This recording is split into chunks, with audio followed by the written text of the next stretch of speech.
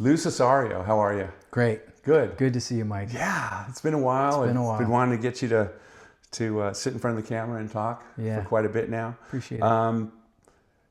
We go back to a point where you brought me on as a coach with the freshman baseball program, and I'll never forget that experience. But before we dig into baseball, let's just go into a little bio on your part. You can talk about just your basics, where you grew up and so forth, and some of those key influences in your life, starting with Dad. But go ahead and start with, where you grew up.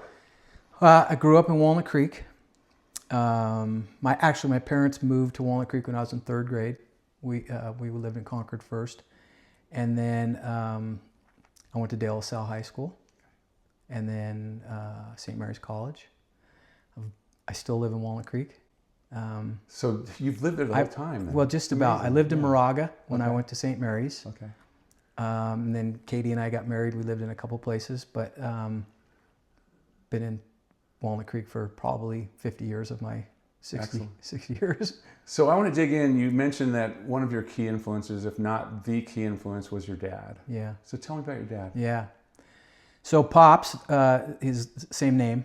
I'm actually the third. Papa was the original, and then I'm the third. And we grew up, my dad was a hard worker, worked his way all the way to the top, became president of the company at one point. But he raised us, really tough. In fact, we joke, these childhood memories.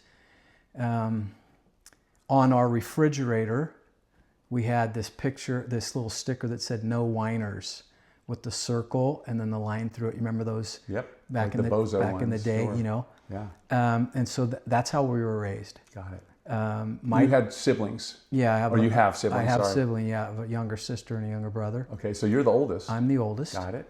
The lead. Yeah. Are they close in age? We're all 2 years apart. Okay. And my sister lives in Folsom. My brother lives in Clayton. Okay.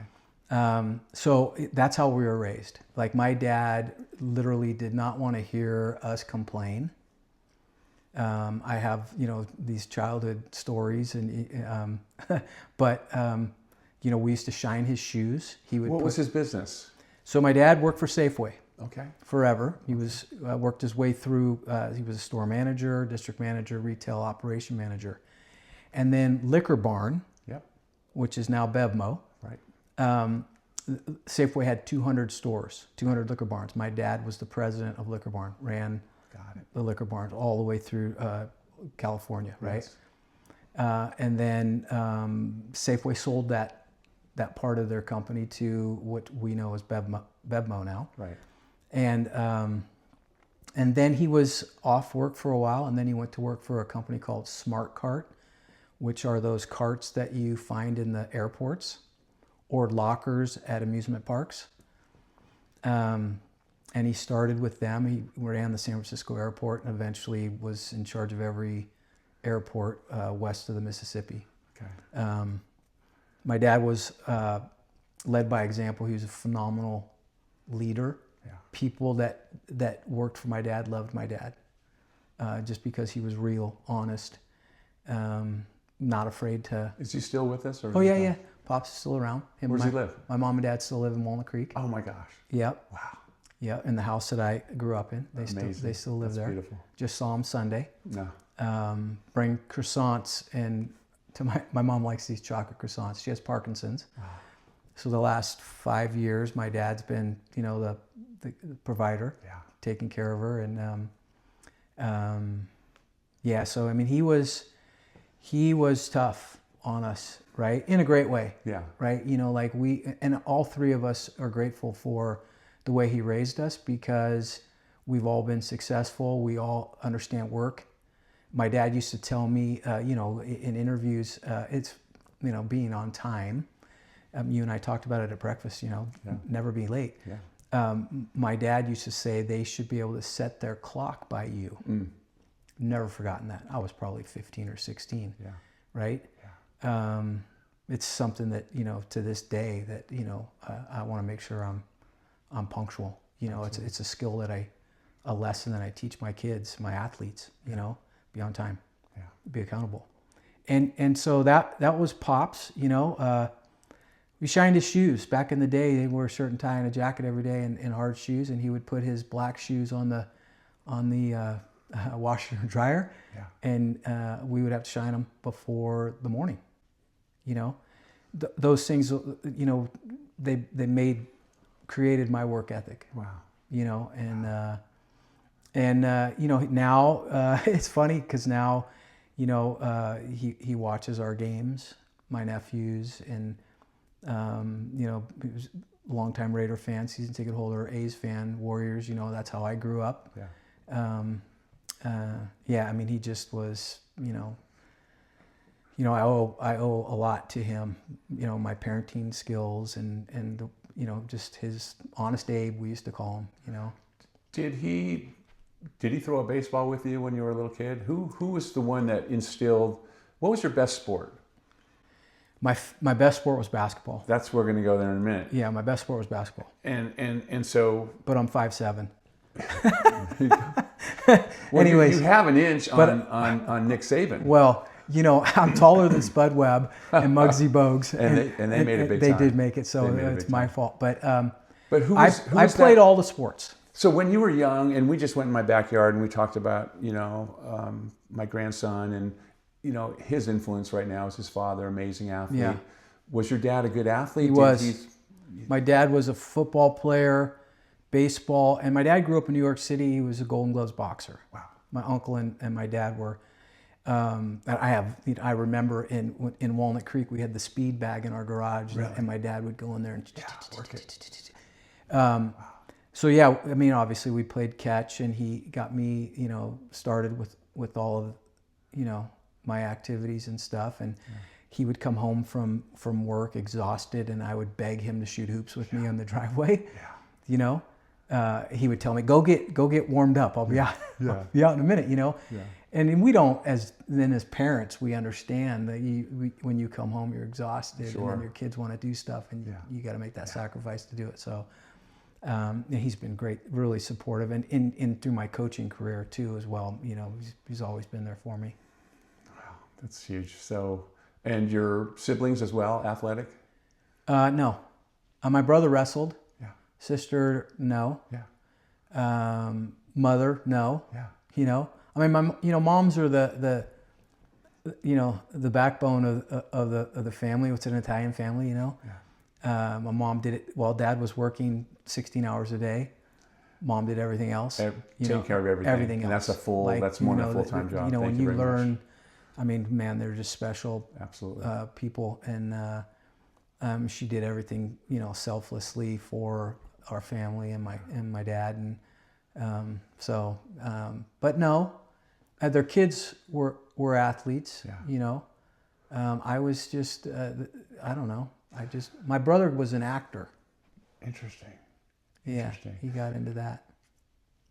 I saw an interview with Steve Young recently, and I think he has 3 kids. Correct me if I'm wrong. And the question was, are his kids athletic? And he said that none of his kids got into athletics. You know, they're athletic and so forth. And I think one is an actor. Yeah. And got into theater, but. It was very interesting when I saw that interview that you know, here's, you know, one of the greatest quarterbacks of all time, and none of his kids you know, picked up that piece. I think his daughter does play flag football because he is one of the coaches. Okay, that's right. Yeah, and I've only seen this because, you know, the other coach is John Pay, who was a Stanford guy, quarterback and everything, and so what I know is that. Steve Young and John Pay coached this high school flag football team, that's big now for their daughters. I mean, that's now enormous. Olympic. Oh my gosh, it's Olympic, right? Olympic flag sport football is coming huge. in, and men and women. It was just awesome. on ESPN the other night. You know, I was flipping the channels. No, that's great. Yeah. So Stan corrected on that. Yeah. There's something that you gave me a note on, a great disappointment that happened freshman year at De La Salle. Yeah. So for those that don't know, De La Salle is one of the premier academic and athletic programs, especially athletics, known nationwide, if not worldwide, for their athletics, and, you know, historical football program, the winning streak for many, many years, great coaching there. And something that happened your freshman year with basketball. Yeah. So what happened? So before that, in middle school, I was the quarterback, the point guard, the shortstop. Yeah. My whole life. Everything I did. Just the captain, right, the director. Right, I was. Yeah. CYO basketball, whatever. So I go to De La Salle and I play freshman football. Right? And this is, when I was at De La Salle, it was just before Bob Ladouceur. Yeah. Coach Ladd Legendary. came, the GOAT. Like, he came my sophomore year. But before that, so I played freshman football. And I was a quarterback and never took a snap under center. Right? So that was the first, like, okay, right? Basketball, my favorite sport. We got one day to try out. Right? I think the season ended Saturday. Tryouts for basketball was Monday. So football season ended, boom, right away. Overlap, right? Jump in. I got cut. Yeah. Right? Devastated. Went home crushed. 14 years old, imagine. You know, like, this is my life. I love hoops. Right. Crushed. And, you know, I went home and went into this whole thing with my dad. Like, I think I want to go to Los Lomas. The public school. You know, the public school, because my buddies are all playing there and I'm better than them. And when I went to De La Salle, I didn't know a soul. Like, I knew one other person, because a lot of the you know, feeds from the private schools and stuff, right? They draw from their base and then others that come in. The message my dad, and I've shared this with many of my athletes and stuff, is he told me, I'm not sending you there to be a professional athlete. And I was like, what? Like, you know, he was like, if you want to play basketball, then you need to work harder. And so I was like, all right. So that refrigerator. Yeah. No wonders. I mean, it was straight up. Boom. You're not transferring schools because you got cut. Yeah. I spent that following summer, I played in 3 basketball leagues. And I was, you know, I didn't play football the next year because I had to, you know, like, what's the true love?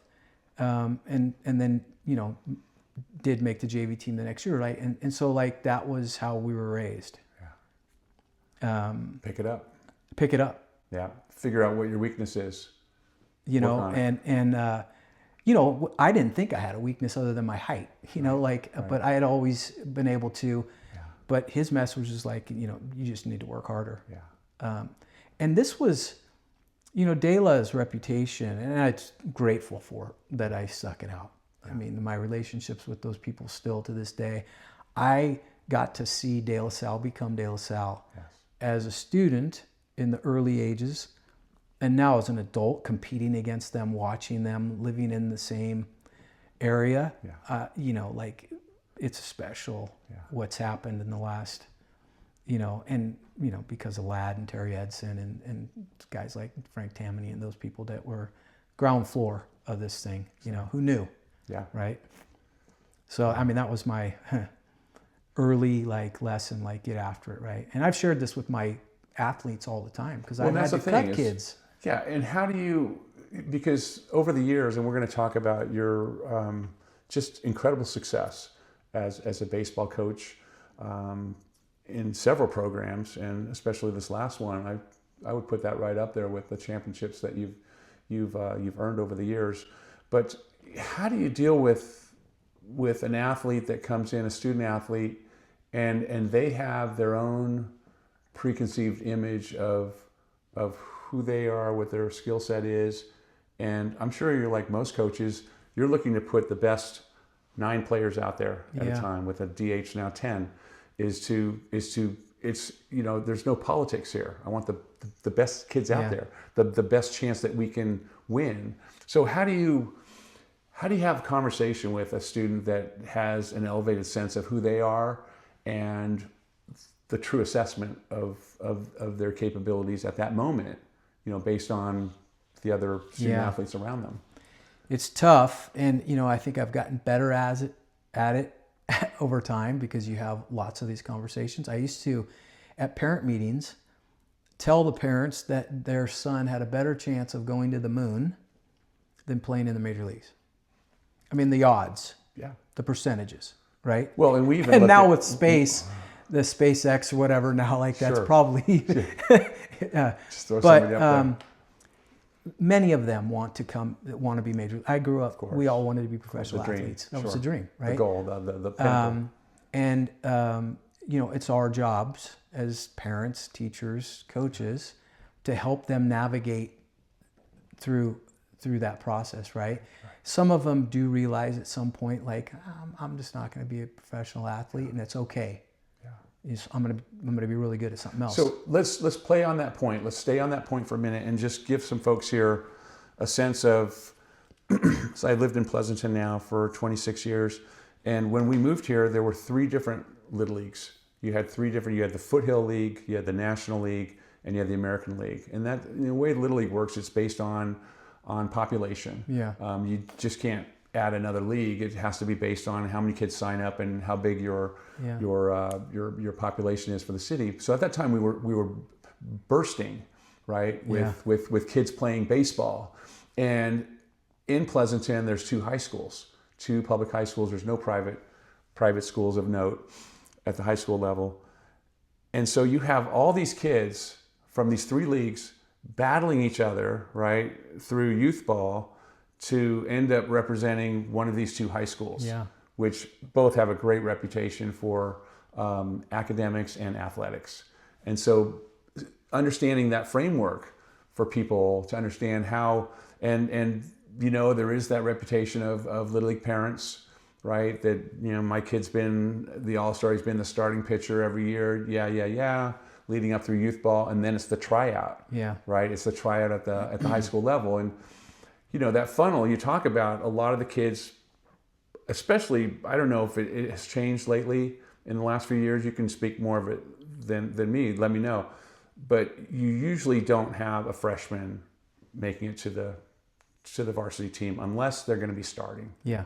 Isn't that usually the parameters? Like, I'm not going to have this kid sitting on the bench if he can get the playing time and the experience right at the lower level. So every now and then you have this diamond, right, that you know right away is you're going to slot that person in at that level. You've had a few of those players, right? Yeah, I have. You don't have to name names if you don't want to, but they deserve it. But it's all part of that, and it's all part of that mix of, you know, parents trying to draw you into a pressure, right? And that parent meeting is so important to set their expectations right. Again, helping parents navigate the process too. Like you said, like if a kid's not going to play at a certain level, the repetitions that they receive at that lower level, and what's the hurry? Right. That's what I always say. Like, why does a freshman have to be on the varsity? What good is it? Like, you know, the way scholarships are, you know, like, let them learn. I've always had all freshmen try out together, no matter what the reputation coming in was. Right. And then we'll move some guys, right? And at Amador Valley, at Alhambra, we did have a couple guys that we moved around, you know, early. In Alhambra, you were the coach there and taught there as well. Yeah, that was your first. That was my first head coaching position at Alhambra and Martinez. But here in Pleasanton, you know, you hear names, right? And so my first year, Nate Young was a freshman, phenomenal athlete, and he was our shortstop, you know, and I didn't know anybody in Pleasanton, right? But after a couple of days, weeks with the freshman level, you know, and a need at the varsity level, we felt like we were going to make that move. I mean, the other couple, Stephen Piscotty, who as a freshman, you know, started on the varsity, you know, and played in the major leagues. I mean, he was a first-round pick out of Stanford, and but you could tell, like, with Stephen, there was a maturity level too. Like, it wasn't just a skill. He was a tall, skinny kid, but his dad Mike did a great job with all 3 boys, right? Nick and Austin. Yeah, Nick and Austin. I coached Austin as a freshman when he was a freshman. He was on my team with Bradley Plesko. Another, you know, great group, an NCS champion group. And then the following year was Chris Keck. Again, Chris Keck came in, Tri-Valley Babe Ruth, like the MVP of the World Series. Right. A lot of reputation, older brother. And that's a reputation we have in our area here, the Babe Ruth program, excellent, and won several World Series. Yes. But Chris Keck started with the freshmen, you know, and it's a funny story, and you know, I love CK, and the first day in a tryout, he threw a ball that another kid missed. And we laugh now because the kid and I have laughed, the other kid, right? Hit him in the face, right? Yeah. And my freshman coaches were like, we got to get this guy's, he is going to hurt somebody. It's dangerous at the freshman level, yeah. Ball's coming so fast. We brought CK up. He started as a freshman. Yeah. And, that was a special group because we had Stephen 2 years ahead of Chris together. And then, that's when we made a really special run with that group of guys. Scotty David also was a freshman, but since those guys, it just doesn't happen, right? Yeah. For a couple of reasons. Older kids understand, like, this is my turn. I'm not giving it away that easy, right? And so, and then there's a physical aspect to it. You have a 14-year-old versus an 18-year-old. Huge difference. Like, huge difference physically.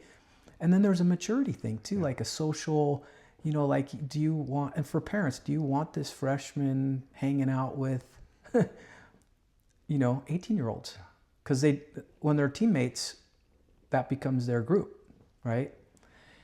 As a coach, we got to help parents navigate. They trust me, like, it's going to work out. I feel like it has, I feel like it has. Every now and then, don't mention names. You'd get, one-on-one with a dad, or a lot of times moms. Moms are the power brokers in a lot of ways. Yeah. Or an email would come through and, Yeah. my son, why is this not happening and whatnot? And it's setting expectations. I think it's so important to do that. So go ahead. I've always felt too with parents, it's as much about them too, right? And so parents sit in the stands growing up and they listen, and then they become experts, right? And then, like you talked about, that funnel gets smaller and smaller and smaller all the way up to the major leagues, right? It's like really, and so, there's an occasional, I will say that my, 20-something years in Pleasanton, I was pretty lucky. Yeah. Like, I felt like I did a good job of being fair and honest and obviously having some success helps, the resume a little bit, but it wasn't messy a lot, it really wasn't. I mean, cuts are always tough. And but those decisions that somebody's got to make. Yeah. We've cut kids that have gone and done other sports and been huge successes in other sports. Played in college at the other sport. Exactly. And so it's not, you're a failure, you're done. Like, it just, and then each year is a little different. Like, the talent pools change year to year. But yeah, I mean, it's part of the thing, again, just like, hopefully just trust me. Like I love your kid, but he's not ready to be the starting shortstop yet. Yeah. He will be, but not this year. So you had a long run, very successful at Amador Valley, North Coast Section Championships, several of those. And as an assistant, you were also an NCS champion with Acalanes High School. Yeah, 97. The Northeast Bay. Yeah. So, and now what's happened is, and we can circle back at any time, but what's amazing is you stepped away from your full-time teaching position at Amador Valley as a PE teacher. I had the pleasure of working with you for 1 year, what I call the magic year. Yeah. Where we would spend time. I think I mentioned it in the interview with Peter Scarpelli, the conversation we had, that coach's office, and it was amazing at lunch, and we had the whiteboards up, and we would just diagram, and it was a lot of it was motivational. A lot of it was about, how do we draw from those people from, different walks of life, or great coaches out there. We'll talk about Phil Jackson a little bit later, and Nick Saban, key influences. But you went to a school, you stepped down from teaching full-time. Retired. retired. Not stepped down, retired. Retired. I also retired. Yes. I like to say the next chapter. Yes. And I learned things about you, Lou, today that were amazing. We'll talk about, golf course, grooming the course, and so forth, the groomskeeper and groundskeeper. But you've taken over a program at Northgate High School. Yes. That's had a tough run until somebody showed up this year and made a huge correction. How does that happen? Walk back to you're stepping away from a very successful Amador Valley project. We locked it in. You have a process, right? Even when I was there, I could see the process that you guys had, that we tried to mimic on the freshman program, what you guys were doing to model that. You guys were modeling that, and we were following it. But you have that. That's the DNA, secret sauce that you've developed over many years. It's not an overnight thing. Culture. So it's decades of all of a sudden you come to a program that's lead me in there at Northgate. Yeah. Talk to me about it. So I live in the area, right? My wife went to Northgate. My 3 kids went to Northgate. Ah, okay. 2016, my son's senior year, they played in the NCS championship game and lost to Livermore. The past 6-7 years hasn't been great there. The year before last, they only won 3 games, right? And I was like, so the job possibility in the neighborhood, we kind of heard that it might open up. I still love coaching. It's my passion. Yeah, it's probably the only thing I'm good at. I wanted that job for a lot of reasons. It's in the neighborhood. I can ride my bike there in 5 minutes. Yeah, and it's beautiful, right? But I wanted to see if I could bring my show on the road, so to speak, and see if I could get it to work somewhere else. Yeah. Because, like you said, in Pleasanton, it took some time. And then we were rolling. People knew what to expect. Parents coming in knew what to expect. Kids knew what to expect. They understood our culture. Administration understood me. And I had great coaches, guys like you running freshman teams. And I was lucky. I had good soldiers, right, that helped me execute this plan, this crazy plan that I had. I wanted to see if I could do it in a different place. Yeah. So I applied for the job, got the job, and got to work. Really got to work, changing the culture. Part of the culture was the facility. Yeah, facility. The Tell facility. Me about that, what you did. It was. Like Amador. 25 years ago, when I got the job at Amador and drove out there, and I was athletic director, and really when I got time to break it down, I was like, they didn't even have an outfield fence. Yeah. I'm like, what are we doing here? Yeah.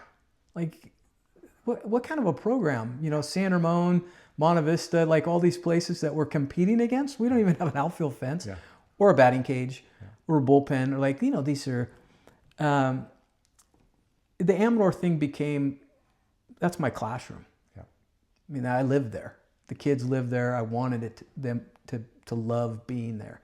So we grinded every single year on that facility. Yeah, you did. Dialed it in. When I got to Northgate, I was like, oh, here we go again. Now, they had an outfield fence. Yes. And they had a batting cage. But it hadn't been taken care of in forever, right? And the thing about high school baseball is unless you have turf, your facility really is how much the coach wants to work. Put into it. The district's going to do what they're going to do. Minimal. But mow the grass. Every district, maybe, at 4 inches. Right. The baseball is, so infield is so important to have an infield that works. It just is. And people sit. The thing with baseball that whereas football, the game's going like this. Basketball, the game's going. Yeah. People sit at a baseball game and they could be looking at that weed for 2 hours.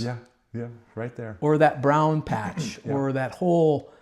And so like for me, it was like I always felt like somebody's going to be here for the first time, and they just sit. This is just the way the baseball is. Yeah. You're looking at the game, but and so got to work on that right away and tried to we were successful, really make it a place where the kids, because in the culture there, that they were proud of. Shifting the culture. I did see one of your games at the end of your season this year, and I knew right away that you'd put your touch on it. And when I asked you, I saw that the paint looked fresh. Yeah. That maroon red. Cardinal red, and I said, "Did you have something to do with this?" And you said, you turned to your partner there and said, "Oh yeah, we got the paint and we did this." Yeah. So that was the first thing we did. I mean, you buy a house, you put a paint job on it. It looks nice. Yeah. The kids nicer. The kids, but that's part of that culture change, is that they're seeing that without saying anything, you're already putting your foot forward. Yeah. They're seeing what they're coming into. Yeah. And that's a big, it's, shifting culture by your actions, not by words. We can all say things, but it's putting the sweat equity into it. Yes. And I wanted them, to see that I was invested. Yeah. Right? Because, you could mow the lawn and just hit ground balls but I wanted them to see that I was invested all the way down to the bones. Yes.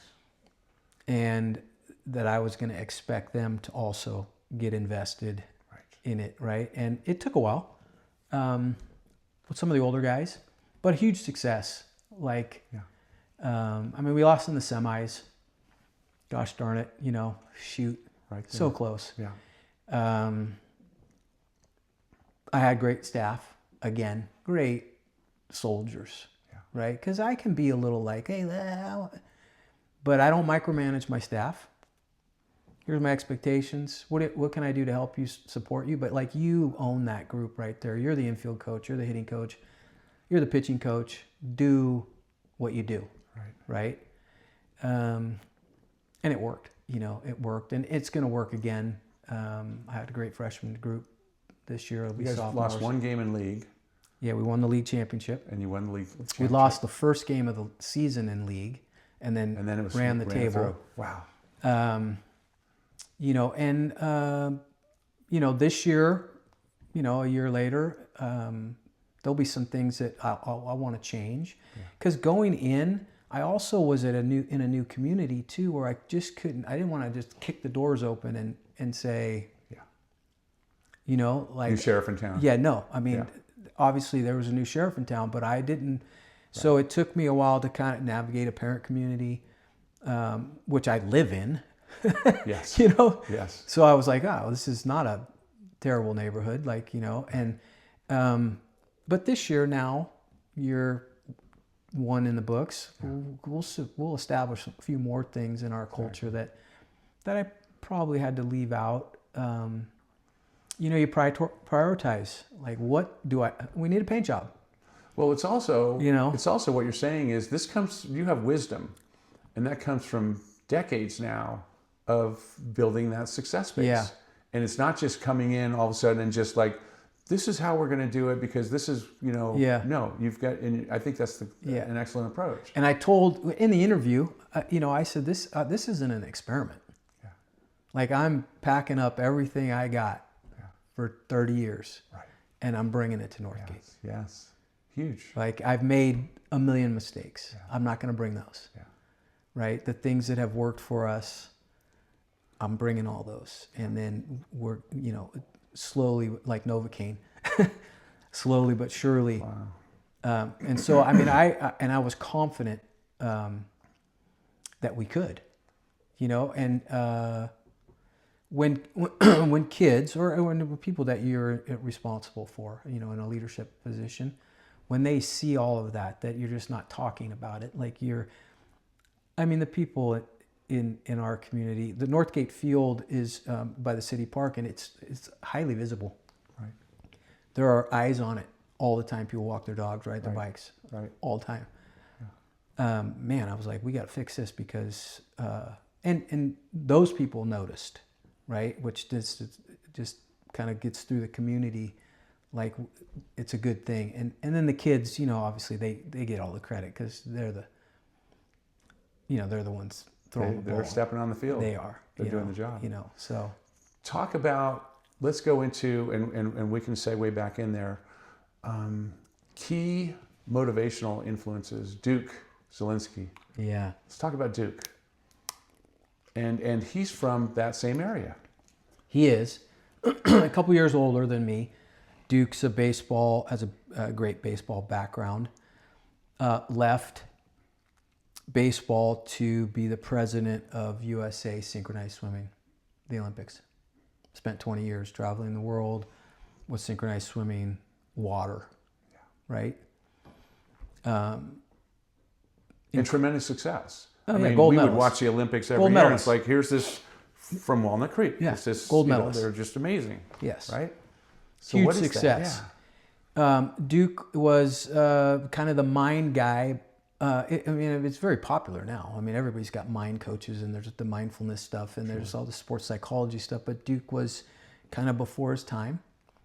And I had, as a coach, had kind of become frustrated with some of the end results of my teams. Really talented teams lose in the quarterfinals, lose in the semis. I mean, how many times did we lose in the semis? We lost in the semis this year. And so I had to like dive deep into myself. Like, what am I missing? Yeah. Like, what am I doing wrong at the end? Right. Right? A friend of a friend's like, you got to meet this guy. You guys will hit it off. And by fluke chance, I brought my son Zach to his batting cage one day. We were chit-chatting and we met. He became, you know, a mentor of mine, right? A life coach, right? And he taught me about peak performance, about, you know, getting our athletes ready for that performance, right? And I mean, I couldn't get enough of it because I wanted that, and I knew that that's what we were missing. He wrote a book as well. He's written books. Yeah. He's you know, he's a special guy. Yeah. You know, world renowned in the water. I mean, he worked with Greg Louganis and Phelps and all. You know, he was in the water world. Then he came back and he got back into baseball. That's how I was introduced to him. But he taught me what was missing. Like we can't practice 3 hours on just ground balls and batting practice and bullpens because everybody does that. Yeah. And so I learned so much from him about, you know, the mental preparation, how to treat, what to say and not say. You know, like some of the things that I had been saying may have left a negative, even though unintentional. Right. Of course not. You know, you're not looking to hurt your our your brains players. are Yes. wired Yes. in failure, Yes. right? Because we hear as little kids, no, don't, right? Well, and baseball's steeped in failure, right? You're the Hall of Famer if you hit the ball Built around it. 3 out of 10 times. Even more so now in the major leagues, like guys, you know, like 300 was the magic batting average, you know. Yeah. I mean, how many guys are hitting 300 right now? Analytics. It's like, bad angle, trajectory, velocity off the bat. And the talent is crazy, Yeah. especially the pitching, right? Yes. 100-mile-an-hour guys, Yeah. you know, there are a dime a dozen now. Yeah. So I learned that part of leadership through Duke. That's the difference, isn't it? That piece, it's everything. It's it. Because everybody can do the mechanics. Everything. And I'll tell you right now, anybody can YouTube, in this day and age, anybody can YouTube. You can go AI, create a baseball practice for me. Yes. Sure. Done. Yeah. I just regurgitate what it says on the paper and right? Yeah. It's the deal. In everything we do. Like, you know, the way we feel about ourselves and being able to perform. And so the games now have become performances for athletes, right? Yeah. The difference is the mind and also how do you feel? Heart. How do you measure the heart? Yeah. I mean, where's your mind? And he taught me about mind drifts and image and things like that, where I use them daily with that kind of stuff. Yeah, you know, one thing that I did, and this is way back, you know, decades, as a player, I was a shortstop, and I tried to impart this on the players I coached, was anytime, just to be prepared for the ball, is to say, I want the ball. I want the ball, hit the ball to me. And I would just have that over and over. I would say that on every pitch, I want the ball, hit the ball to me, I want the ball, I want the ball. And that way, because not having that is you're in a defensive mode. It's like, then you're thinking, oh, shoot, the ball's coming to me. Yeah. And then you've already lost. Once you're in that position, you're already defeated. You're now playing defense against the ball instead of aggressively going after the ball and saying, I want that ball. That pre-pitch. It's just routine. Same thing with in the batter's box. Yeah. Looking for the pitch that you want, things like that. It's crazy in baseball because there's so much downtime. Football, it's every 25 seconds. Basketball, right? Yeah. Soccer, hockey. But in baseball, there's a lot of downtime, right? So you could dwell on what happened, that was a negative. You just made an error. And you just you can just... For an hour. Yeah. If you strike out twice, and then you don't hit for 3 innings, right. What's you your can think mindset? about that the whole time. Yeah. Are we going to break the cycle? Or one of the things that Duke and I did with our group, the 13 group, is we broke it down for them, the number of the amount of time that they really had to be present in a baseball game. It's less than 10 minutes. The whole game. The whole game. Now the game's 2 hours and whatever, right? Yeah. 7 innings, however long. But if you only need to be present mentally, right, in the mind, for like 10 seconds at a time, the amount of time it takes. And now with the pitch clock, and it's even faster. It's even faster, right? Yeah. But in high school baseball, each pitch play takes 15 seconds. Yeah. You can kind of chill a little bit. Yeah. And then, it's called the circle of excellence, as we use. Just get in your circle on time, be there, block, execute, and then get out. Boom. Right, and then get out and exhale and relax. And so, it was crazy when we told these kids, it's like, and in a high school game, it's like 8 minutes total. Yeah. Everybody, can we pay attention for 8 minutes? Yeah. At 15 seconds at a time? But a super high loop, when you say pay attention, you are totally locked in. Yeah, what are you paying attention to? And a positive forward. Yes. Yeah, not a defensive stance. Be where your feet are. People say it all the time, be where your feet are. The mind drift game, it's easy to oh my God, let the mind just drift away, right? There's what I learned from studying with Duke is there's great mind drifts, positive mind drifts, but then there's awful mind drifts. Sure. Like a hot air balloon, you would just float off into and disappear into, the sky. Where were you for 2 hours? Kids do it in practice. Yeah. Kids do it in the classroom all the time. Yeah. Difficult for kids to sit in a math or English class and stay focused. Right? It's natural to drift. It is natural to drift. Yeah. But you got to have an anchor that brings you back to where your feet are, and those are the 1%ers, the guys that when they fail, they just think about how they can do it better. Yeah. Instead of why they failed. Yeah. And you need to adjust. Circle of excellence. I love that. That visual, and you use that in practice as well. Yeah. It's when every position's got it. Yeah, you got a line of 3 guys, and you're taking grounders, and then or you're and they're going second, short, coming to third base.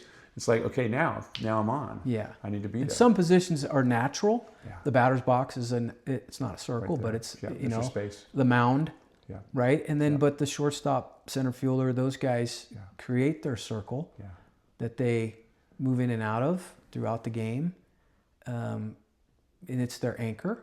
So that and then once we started to teach that, then we had crazy. We won. We started to win those big games. So so something clicked with you and said, "This is working here. This is the deal. This is the play right here." Yeah, I had spent my first 20 years learning all the skills and drills. Yeah. I wanted to be that guy. We're going to have dynamic practices, and we're gonna, this is what we need to do, and I have, conditioning. Yeah. Oh yeah. Huge. Strength and conditioning, the off season. I have a calendar, and I work backwards from, by this date we got to be able to do this. By that date we got to be able to do this, right? But I was ignorant to how much time I should be spending throughout the year with them mentally, so they felt great about, that performance, and it's something, had I wished learned a long time ago. You said 97 with Acalanes, but in 99 at Alhambra, we lost in the NCS championship game. And that was, you were a head coach then? Yeah. Yes. So 97, Acalanes assistant coach. 98, did you take a break there somewhere? There was something where did you go to St. Mary's or something? Yeah. So it was, I was at Alhambra for a couple years. 96, I was an assistant coach at St. Mary's College, because I always wanted to be a college coach. Right. That was kind of my chase. Like, this is what I want to do. And that's where you went to college. I did. So I got an opportunity to coach at St. Mary's College. So I took a leave of absence from teaching and coaching. Oh, you left teaching too? Yeah. Oh, wow. Because I wanted to do it full time, jumping in the deep end, right? It didn't work out. Yeah. I mean, it did. It was. I say now, I was a young coach. It was. I got a master's degree in coaching on the field, practical, because I was coaching against legends: Bob Milano, Mark Marcus, Rich Hill, Bob Bennett, like guys with thousands, like in the Hall of Fame. Sure. Every day. Yeah. And watched them very closely. They watched, and so I learned quickly, especially game management stuff, because I was allowed that opportunity at St. Mary's to coach third base, run the offense. Yeah. I had a lot of freedom. I did. It was special. That's huge. But financially, wasn't doing it. I'm flipping hot dogs or throwing papers in the morning to do it, right? So the next year, 97, I got my teaching job back because I took the leave of absence. I had coached a bunch of kids in the summer, and Acalanes was looking for an assistant coach. I went over and did it, and we won their first NCS championship game. It was like lightning in a bottle. Yeah. 98, I went back to Alhambra. 99, we lost in the finals. Wow. And then Coop came calling shortly thereafter. And Bill Coop, principal at Amador Valley at that time. Bill Coop, yeah. Legend. The best. Yeah. What made him so good? He was his own man. Did you? Now you say Coop came calling. He yeah, literally. So in this world, it's who you know, right? Yeah. He was interviewing Greg Obner, who's the football coach at Foothill now, right? Yep. For a social studies position. Wow. Somehow in their interview, Mr. Coop says to Greg, "Do you know any baseball coaches, athletic directors?" And Greg and I had known each other from the gym. Yeah. And he said, "Yeah, this guy." Yeah. And so my phone rang. Wow. Wow. And I didn't even know where Amador was. Yeah. It's 20 some odd miles away. It's on the other side. Yeah. And in the Alhambra, we played all the teams on that side. Yeah. Benicia, Moraga.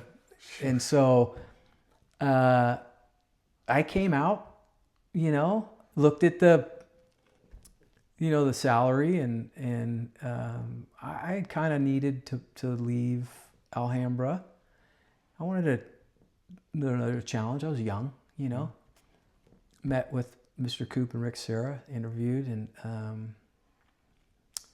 he took a flyer on me. I had no experience as athletic director. Right. So the whole thing, PE teacher and athletic director. And varsity baseball. And coach. Baseball. Boom. Here's three pieces. Yeah. All important in their own space. Yes. Wow. And Mr. Coop was the administrator in charge of athletics, so he was my direct boss, right? Incredible athletic background himself. Was a soccer coach at Cal Berkeley, very successful high school coach at Granada. Like, he knew athletics. Yeah. But Mr. Coop was his own man. And I learned, from watching him and following him around, being in meetings and listening to him, that when we make decisions, we have to be comfortable with those decisions, whether they're good or bad, right or wrong. Right. But we ultimately as leaders need to be comfortable with those decisions. If others make those decisions for us, we're never okay with it, right? And I just watched him navigate the Pleasanton community, Amador Valley High School, the teachers, the coaches. Yeah. He was great. And when I made mistakes, he was tough, like my dad. You screwed up. Yeah. Yeah. Here's what we need to do next time. And then, he left. He retired. He deserved to retire. And I spent the next, 15 years or whatever, always thinking in the back of my mind, what would Coop do here in this situation? How... And that came up repeatedly. A lot. We had a time at Amador where we went through some administrators, Yeah. for different reasons. For sure. There's just lots of reasons why people, and I have told him this many times, that I survived because of, what he taught me, how he treated me, how he protected me probably early on in my career. Yeah. How he supported me, just like my dad, fall on my face a couple times, and but yeah, he was good. And Peter Scarpelli, in a previous conversation, he mentioned that, it's such a key influence in his life as well. Yeah. Yeah. The other thing too, as a coach, Mr. Coop did a great job of bringing in quality people. He surrounded himself with people that he didn't have to micromanage. You're in charge of this. Yes. You're the English teacher of this classroom. Do it. Yeah. Do it great. Yeah. And so at the time at Amador, he was bringing in just stud teachers and coaches. Wow. And we were thriving. Place was magical for a long time. Yeah. School of Champions. Yeah. He coined that, and put it all over the gym, and we were, in many ways, because of him. Excellent. Excellent. Yeah. Other influences in your life, I know that we talked about, especially one, and there's another one too, exceptional basketball coach. Let's start with that, with a guy named Phil Jackson. Yeah. Yeah.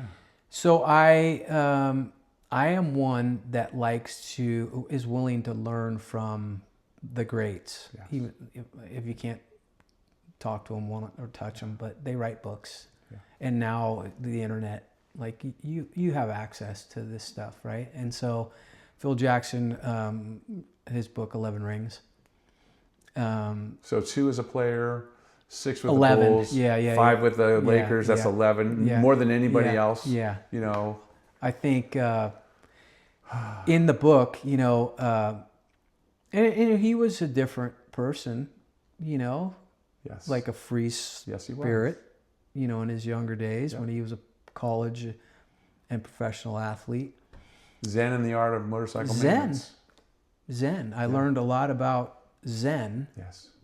From, you read a book about Phil Jackson, you should be learning about the short corner or the 1-3-1 trap, right? Yes. Yes. This book is nothing about, basketball. Yeah. It's all about how he navigated and managed, and he was around Michael Jordan, Sure. Dennis Rodman, Sure. Kobe Bryant, Shaquille O'Neal, Yeah. you know what I mean? Yeah. He was around the greatest, Yeah. with their personalities and had egos and drawing the right. best And out. how can I? And I think we saw a little bit of it in the documentary, of Jordan, the Last Dance or whatever, where that was brought out. But in the book, you're reading about he recognizes this guy's special skills, and how can I support that, but also him fit into the culture that of all the other 11 guys. Steve Kerr. Yep. Steve Kerr. Same tree. Unbelievable. Yeah. Popovich. Played for him. And Phil Jackson. Yeah. So, it's like the Warriors, like to get off Phil Jackson real quick, but the Warriors were special because Steve Kerr played with Yes. Rodman, Yes. Draymond Green, Yeah. Stephen Curry, Michael Jordan. He was teammates with these guys. Now he's their coach. Yeah. And so, like, who better to, like to handle Yes. Yeah. Navigate this through that. and win? Yeah. So yeah, Phil Jackson stuff, and now it's easier to pull up the internet and stuff, and those guys, because unless you go to coaches clinics or have access to them, like how else are you going to find? Yeah. And I to this day still search for, how can we be better? What Exactly. what can we change to make us better? Yeah. What am I missing?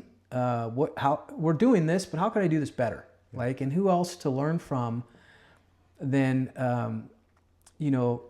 Phil Jackson, Nick Saban. Today at breakfast I talked PJ Fleck. Let's talk about PJ. PJ Fleck. I mean, he's not Phil Jackson and Nick Yeah. Saban. A lot of people don't even know who PJ Fleck is, right? Yeah. A few years ago, I like to use a mantra every year that we're gonna. And it's an image that I learned from Duke. Like, what's our image going to be? What are we gonna be willing to go to battle? What are we gonna hold on to? Yeah. Like, And so every year I try and I get to know my team and like this is going to be our. Well, PJ Fleck was the coach at Western Michigan football, and he has this. His culture is called row the boat, and basically it's three things, right? But all of us have an oar. That's the ownership in the program is we have the oar and we have the ability to row our oar, to the best of our ability every single day unconditionally. And if all of us in the boat are rowing like that, we're going to get where we want to get faster than if we don't, right?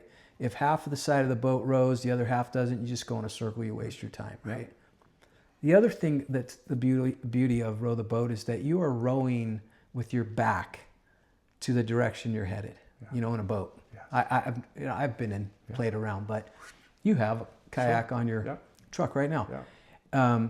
So it's a trust thing. Yeah. It's a process thing. Like there's a guy in front of the boat, but everybody's just doing their thing and they're not worried about, is this guy rowing hard enough? Is the guy in front of me? They are just simply doing. Everyone does their job. Do your job. Do your job. Right?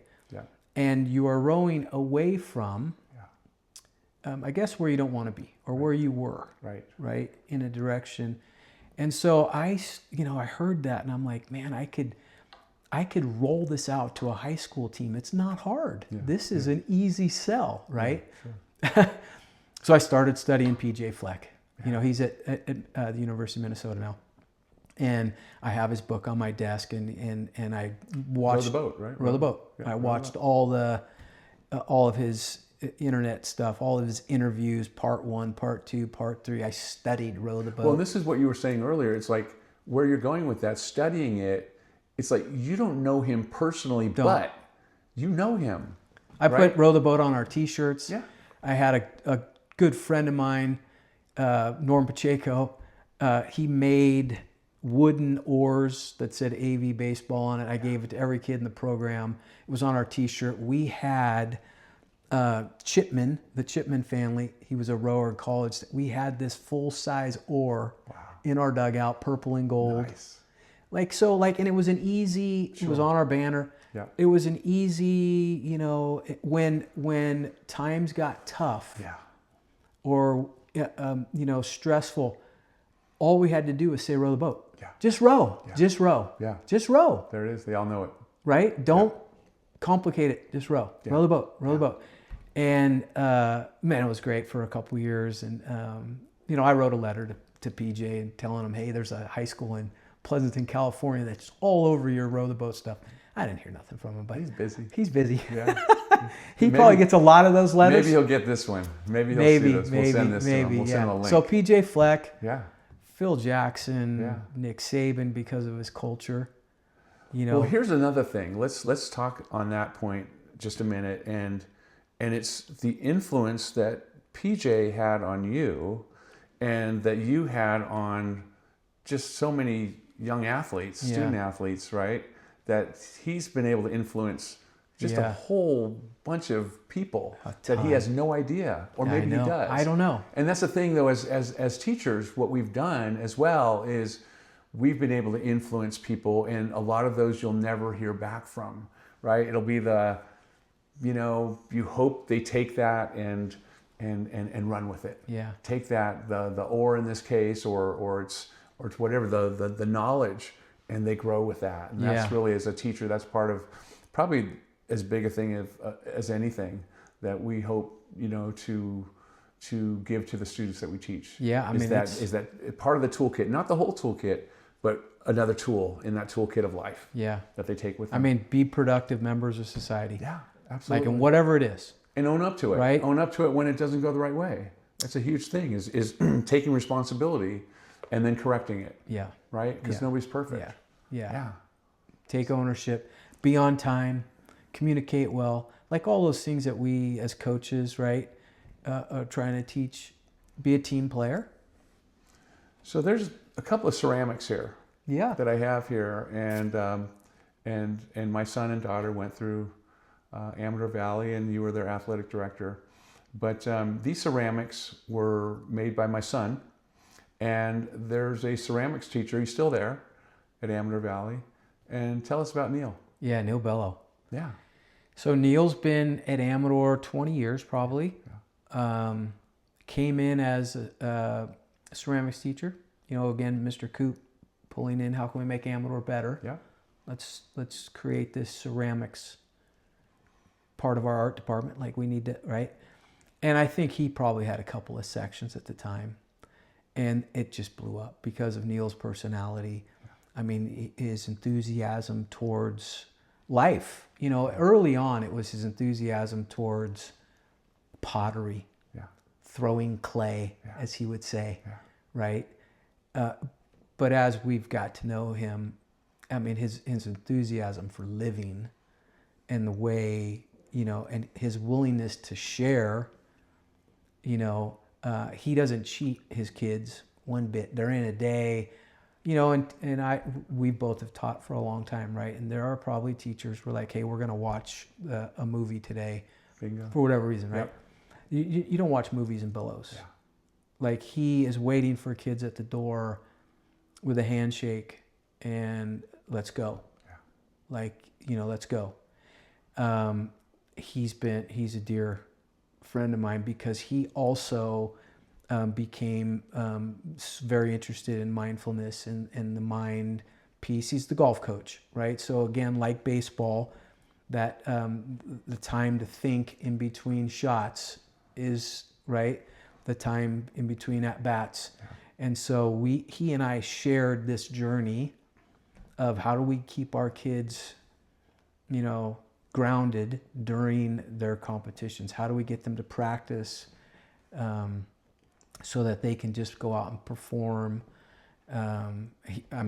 He's just a special guy, and you're still connected with him. Yeah. We will. Well, this will be the first year that you're not, because it's the first year off campus, that you guys would touch base, even 5 minutes a day. Bello's a guy, back when I was AD, this is a funny story because he and I have tea and we're great friends, but like, he would stop lacrosse practice and have the girls enjoy the sunset.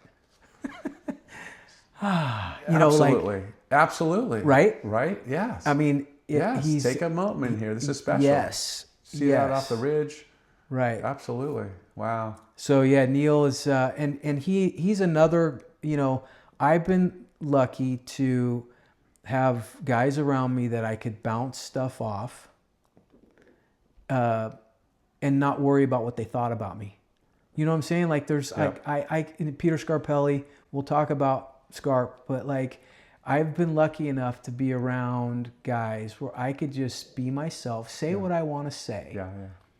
And not worry about their reaction. Yeah. Because sometimes they'd go, dude, you're crazy. Yeah. Like, you can't do that. Yeah. Or, hold on. Yeah. Right? You talked about the whiteboard. Sure. Let's break that down a little bit, because we might be onto something. Well, when you brought up that, the ore and how you embedded that in your program, when I was there, it was the diamond, it was clarity. Yeah, clarity. Remember we came across with clarity, and we had for every letter, there was a purpose for that letter. Yes. And then you had T-shirts made with clear. I think so that was a year where you were part of that we've done every year, where it's like, what do we want our guys to rally on? I mean, I've used, in 2015, it was Draw a Line, which is from the movie, the Pakistani war with the famous guy that survived. Yeah. Gosh darn it. The Afghani war. Yeah. And he basically survived by drawing a line. It's a movie now and everything. Yeah. Oh, what's his name? The big dude. For 5 miles, he drew a line with a broken back, no food, no communication. Say it. Marcus Luttrell. Yeah, Marcus Luttrell. Yeah. I apologize, Marcus, because you are a true hero, and that should have been. But that was on the back of our shirt, draw a line. So like 0-2, count, bottom of the 7th, 2 outs, draw a line. Yeah. Row the boat, draw a line. Yeah. I've tried, I'm willing to try those things, because it's my job ultimately to try and convince them that they can do it. Yes. When the doubt, when the demon, I had T-shirts that say the demon is fear, the warrior is confidence, that I used to wear around, like there's, just like billboard, like just, I'm not going to say it, but like just see it, because it's a real thing. I've always felt like that was my job to, and I enjoy it, because it helps me too. Yeah. Stay sharp. Like, how can I convince these guys that they can do it one more time? Yeah. One more stinking time. Yeah. So like draw a line, clarity. And it takes me a while. Some teams, it's not easy to find that image. Like, what are we going to rally around?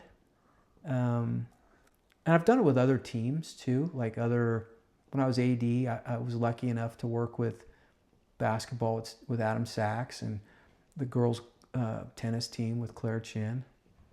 I've able to do, I was lucky enough to, they trust me. How did you make that break from...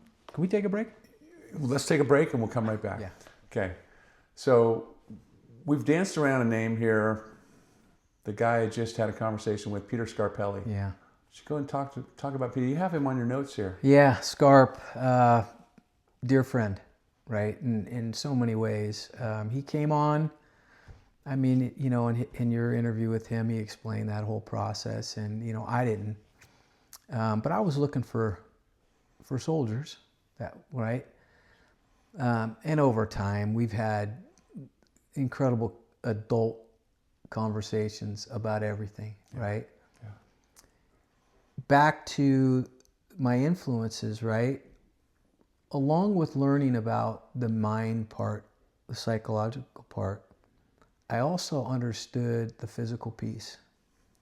And Scarp is an incredible, resource when it comes to strength and conditioning. He was a highly successful track coach, right? And track is science. Yes. Like, when do we taper?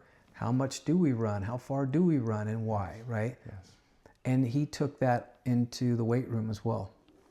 And so I would beg him give me some training programs for my baseball players, right? Because I'm going to add the off-season strength and conditioning along with the mental piece, and then throw in, our ground balls and all the other stuff that's important too. But he's been a huge influence. In fact, he and I still send each other clips of, training. I'm like, what do you think about this? Yeah. And he'll go, nah, or yeah, and try it this way.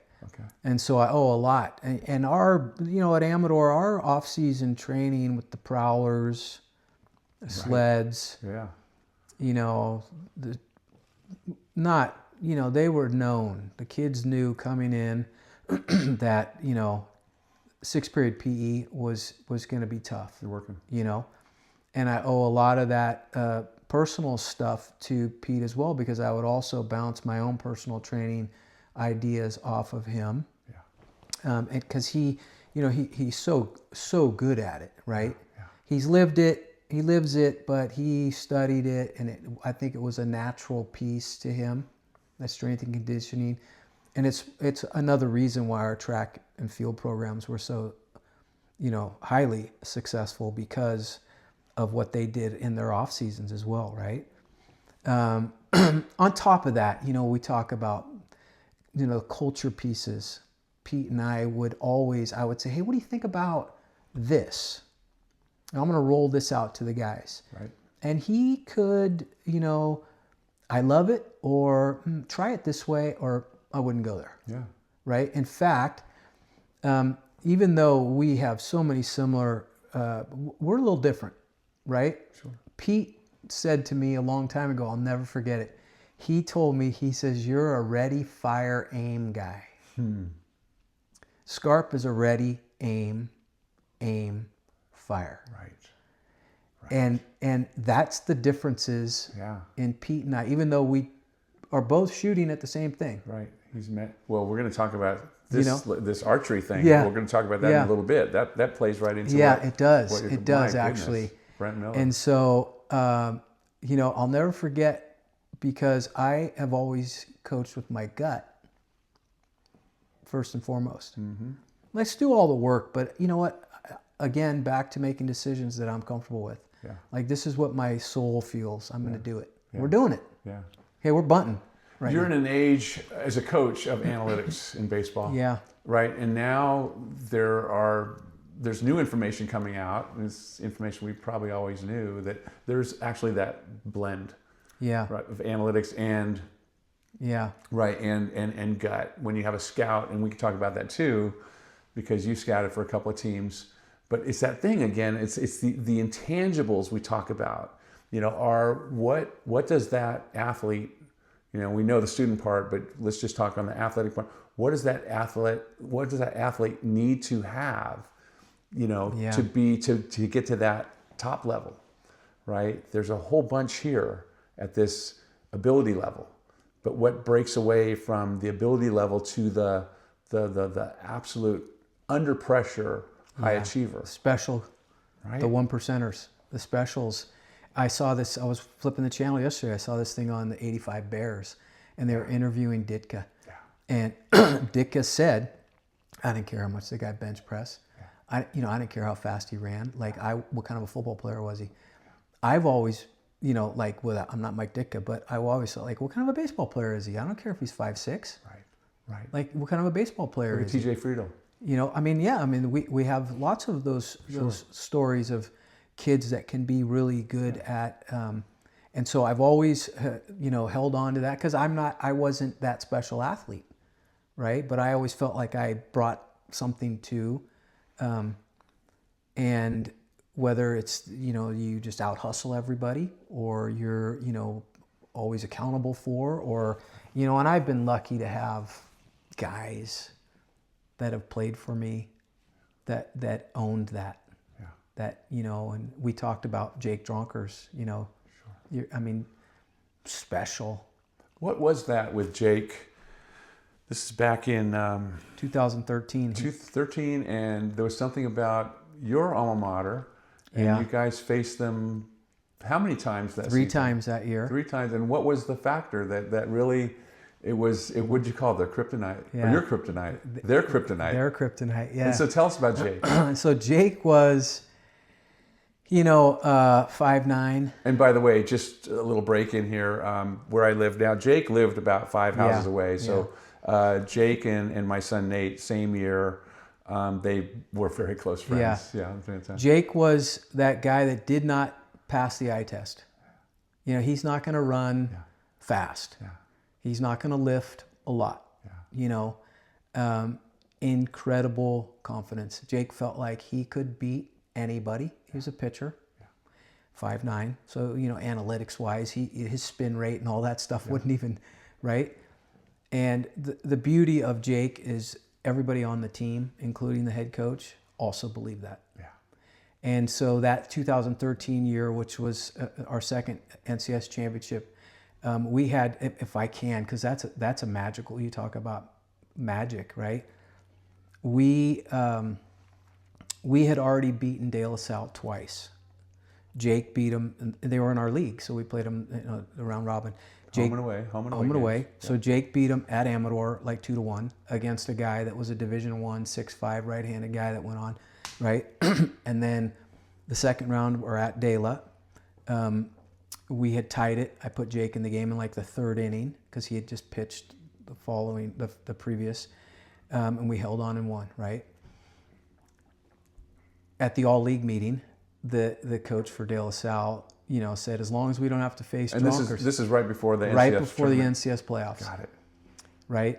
And we made a little run at the end to get in because we struggled. After we beat De La Salle, we were 13-4.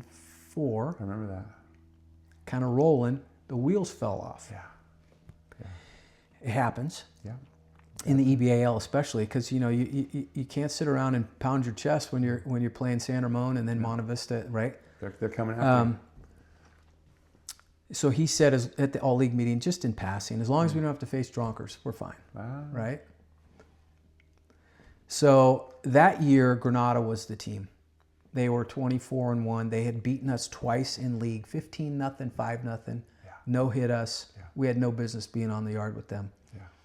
They were the number one team in the state.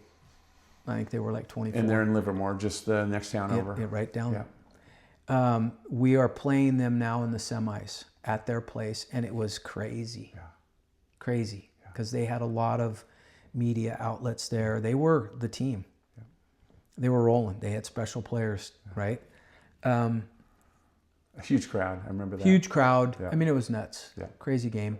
But the day before that game, if I could tell you the story about the Miracle on Ice, which I love to use these things. So I had memorized that speech by Herb Brooks from the movie and changed Russia to Granada, USA to Amador. And I have chills right now because it was one of those special. I sat them in the dugout that Tuesday after practice. It's like 5:30, whatever, right? They're sitting there. Now these guys, this is 2013. This happened in 1980. These guys, some of them don't even know the story. Yeah. In fact, they weren't born. None of them were born. So it could have been me that they were hearing. Right? Anyways, so I just literally, word for word, I had spent like 2 days memorizing that speech. Yeah. And we went to Granada the next day and beat them, right? Yeah. In a great game. Jake had to hold on. We were on fumes at the end because we had a big lead, and then they just chipped away like the champion that they were, and we knew, and we held on and won, right? Yeah. So then 2 days later, the NCS championship game is against De La Salle. Yeah. And all I heard was, it's hard to beat a team 3 times. What I did know is in 2010, we beat Foothill 3 times, including the finals. So I knew crosstown rival. Foothill. I knew it was possible. Yeah. We beat them twice in league championship was the last game, and then we faced them in the final. So I knew it was possible. The kids heard me. They were young. They were probably freshmen when that happened. But we had heard it's hard to beat a team 3 times, right? I knew in the back of my mind that we had Jake, the kryptonite, right? We just had to get ourselves in a position where I could put him in because he had just thrown 7 innings. He only had 3 more innings, and he would have thrown until his arm fell off for us, right? We knew that. And sure enough, Michael A Vickers and Nick Carney pitched the first 6 innings, and we held. That was a special team too, and it was there was a runner on base in the 6th, and I put Jake in. And this game was at St. Mary's. St. Mary's College. Your alma mater again. St. Mary's so College. You're playing against your high school alma mater. You're playing at your college alma. It's like all these pieces are just incredible. But 100% focused on Amador. Yeah. I wanted this for our guys.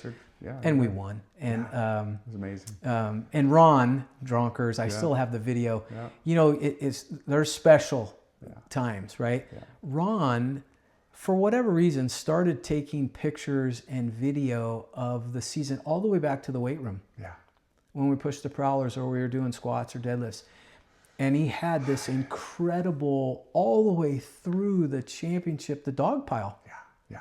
The bus ride home. Yes. And he put it together in this CD. We played a little bit of it and gave it to all of us. I mean, it was so, talk about, he was able to capture He start documented to the whole finish. season. Yeah, it's great. It was That's a great it thing. was, There was somebody in the sideline in that game on the field that you brought into the picture So that Duke, we talked about earlier. Duke was part of that 13 team. So we had, after we beat De La Salle twice, we had lost 4 in a row. And I was like, what the heck is going on? Yeah. Like, we should be peaking, right? It was the Thursday before we played Foothill, our rival, and we had just lost 4 in a row. Yeah. I brought Duke to practice. We went in the classroom. I locked the door and left. And my coaches, Tony Batalega, Vinny, longtime coaches, I said, we're out. Yeah. Let Duke do his stuff. I'm not working. Yeah. Whatever I'm trying the last 3 weeks, Right. 3 games is not working. We're out. And I remember the coaches being very uncomfortable. Like, what are they talking about in there? Like, what? I'm like, who cares? Yeah. This is why we're doing it, right? Yeah. And Duke was able to get to the root, and it was Ryan Ibanez, who's now coaching with Connor Mays at Amador now. Yes. It's awesome when the alum come back, right? Yes. And it's very special that Connor's running that program, and I wanted an alum to take over, and Ryan said, well, everybody's saying we're choking. And Duke just took that and ran with it. Like, what does that mean, right? So that was an exhausting, they were in that classroom for a good hour and a half, right? Wow. And so I came back, I said, okay, let's go. Let's suit up, let's get the yard ready. We're going to practice. Yeah. Now we play Foothill, the rival. Yeah. Which is nuts anyways. Yeah. Even if we were, And as we walked through the center field gate, they were just standing around. And I was like, what the heck is going on? Yeah. We just lost 4 in a row. We play our rival tomorrow. Yep. What are we doing? Yep. Up there, Yep. mind you. Yeah. Daniel Jackson, great player and leader. And Jake came up to me and said, hey, coach, the guys don't want to practice today. Now I'm walking in. Yeah. A younger coach, I would have said, bullshit. Let's go. Yeah.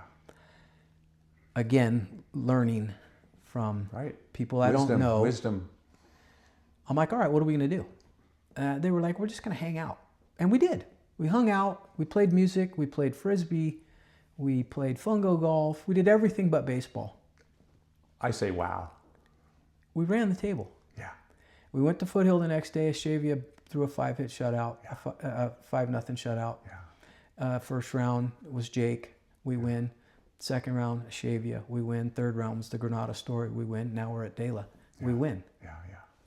And so when we were taking those pictures, I'm like, get in here. Because that was the shift. That Thursday, Huge. He was able to bring them back. We emptied our guns Wednesday. Yeah. Mentally, physically, we shot every bullet we had, to use. And Duke knew right away that we needed to recenter and get back to, we didn't lose again. We didn't practice. Yeah. And that was, really me trusting my leaders because I want them to own. Yes. And they knew it was it. So they knew it was at stake. You go back to Principal Bill Coop. Yeah. And how you said he surrounded himself with great people and said, run it. Yeah. And this is what you did. Yeah. You had Duke come in. You told your assistants, let him run it. You trusted your players, your leaders to come back to you and say, we're tapped. We need to do something different. We need to shift. Yeah. And you let them run it. I did. And so these lessons are so, and not just that you knew the lesson, but then you lived out the lesson. Yeah. Wow. I was smart enough, I'm not smart, but I was smart enough to listen to Scarp when it came to training. Yeah. Physical training. Because he would tell me, and that's too much. You got to back off. Right. There's a point where, you gotta back you're off. diminishing returns. Absolutely. You're crushing burn them out. Right? And you guys, let me just say this, from my vantage point, watching how you guys did off-season training, I was flabbergasted. And you were in their training, and Tony Badalega was in their training. You guys were just working hard. We did. You guys, you'd be done with practice, and you were just like done. We did. Okay, you were living what your players were We living. have this. The Prowler we pushed these sleds. Yep. Right. And it's legendary in Amador baseball. Sandblasted and painted, and Yeah, they were purple just and beautiful. gold, Yep. and I used those sleds to teach mental toughness. Yeah. And the kids, the rules were, okay, we're doing 5 today. If you get sick, the garbage can's over there. Yeah. Do your business and get back in line. Yeah. Make sure everybody does 5. Yeah. And we did them with them. Yeah. You know, on the baseball field, we used to push and pull them on the grass and stuff. And I remember one time getting sick myself and literally had to leave the field because I thought, oh my gosh, I'm gonna in front of the whole team, the whole program, right? But that, and I used those Tuesdays, because that was the day we did it on, to motivate them. Like, gosh darn it, we pushed so hard. It became our final in that class, you know, the semester class. That final, we did like a Spartan race type of thing with teams, and the last race was Prowlers. And I mean, I have video of a couple years ago with Matt Foley and Oliver De La Torre and Kubo and that crew. Phenomenal crew, right? What a great team. Yeah. What a great team. Yep. It rained that day. It was pouring. But we did it anyways. And these guys are pushing Prowlers with 300 pounds across the blacktop. Talk about like building a chemistry. And so, yes, I learned from Coop and,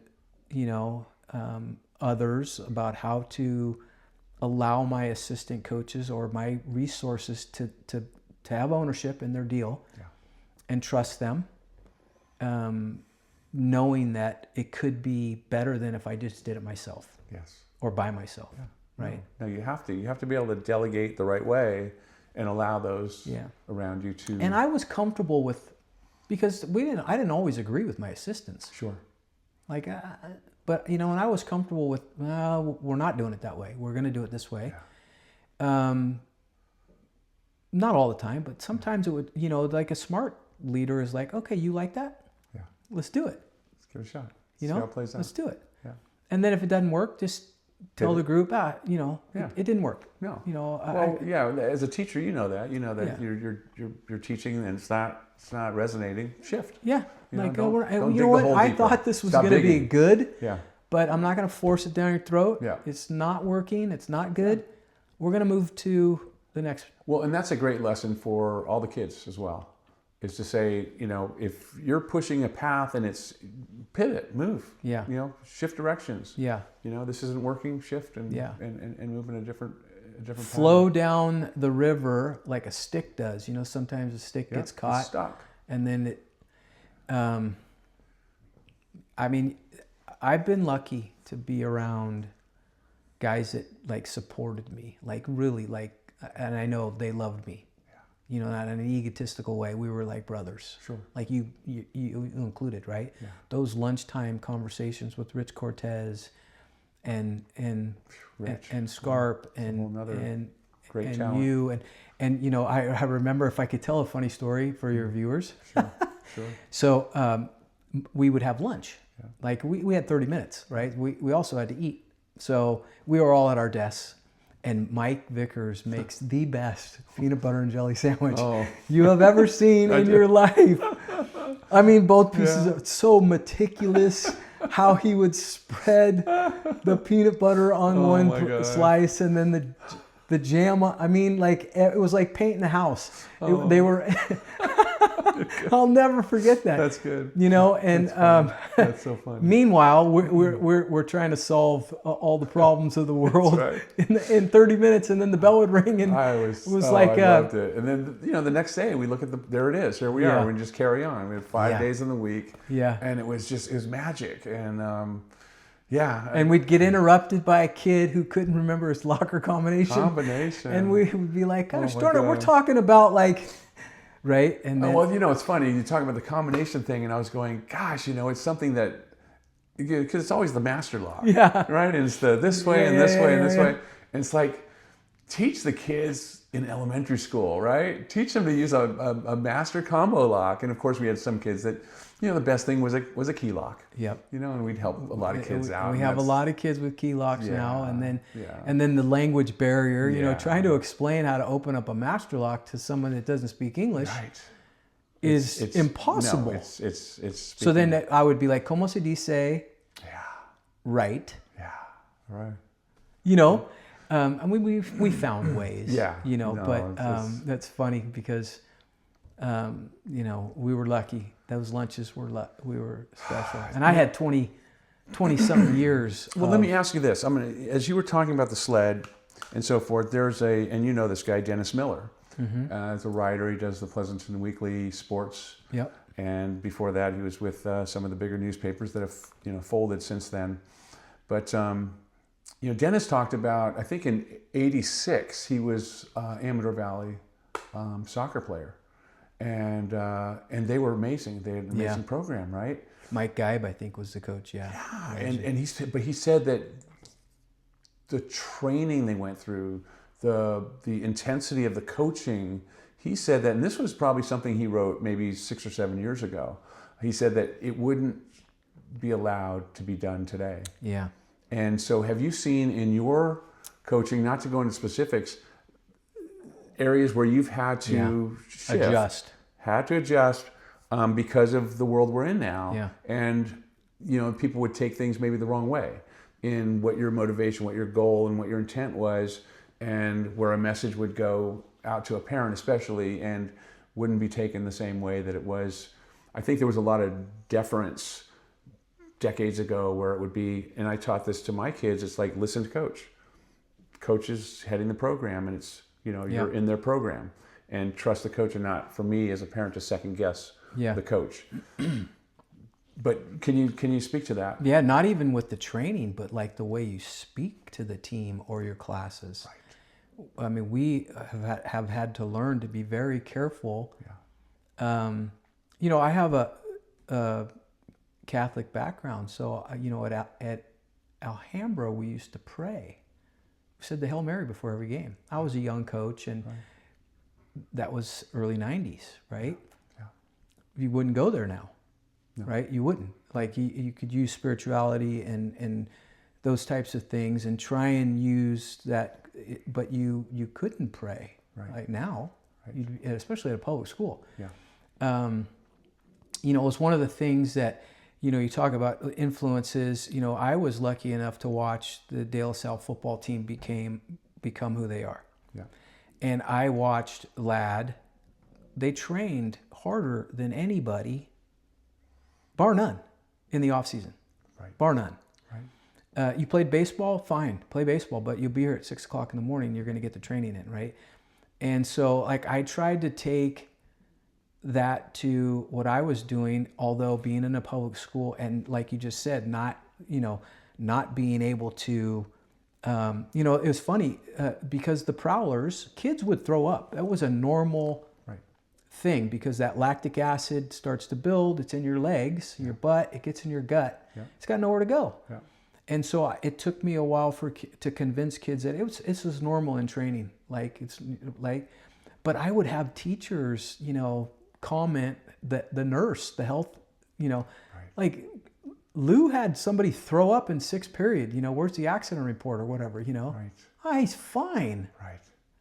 Yeah. So I did have to become that transformational type of coach where I was very, And again, back to Coop, like being able to survive and see it coming.